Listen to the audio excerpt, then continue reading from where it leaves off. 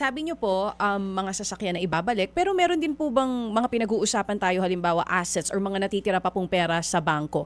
Tas may nabanggit kayo ngayon, Attorney Fortune, etong pagbabalik niya ng mga gamit, walang walang kondisyon.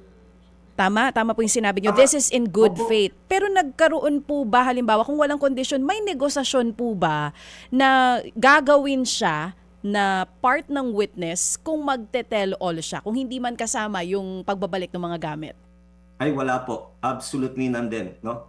On my oath as a lawyer and an officer of the court, I have never spoken to Secretary Remulla or any of the undersecretaries that there is a condition for his being accepted into the witness protection program. No? Basta kami po, everything i-tell all niya po yan, and yun lang, no? We are hopeful, no, that the DOJ will consider it. Wala pong any backdoor negotiations at all. And ano talaga po yan, isinaalay na lang ni Bryce, no, na makonsidera po, no? Kung siya ay tatanggihan, well, tough luck, di ba? Pero we are hopeful, no, that makita ng DOJ that if they really want to run after the big fish na tinatawag, no, hindi lamang yung mga maliliit lamang yung talagang nakukulong at napaparusahan, then they are hopeful that makonsider yung testimony and yung evidences na binigay ni Bryce Hernandez will be useful for purposes of convicting the bigger fish.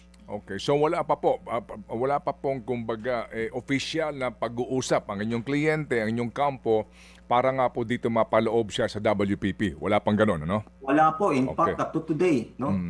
Wala talaga kami pag-uusap ni Secretary Remulla on my own as a lawyer. Mga kapatid, brothers and sisters, saan ka pa? Dito na tayo sa totoo.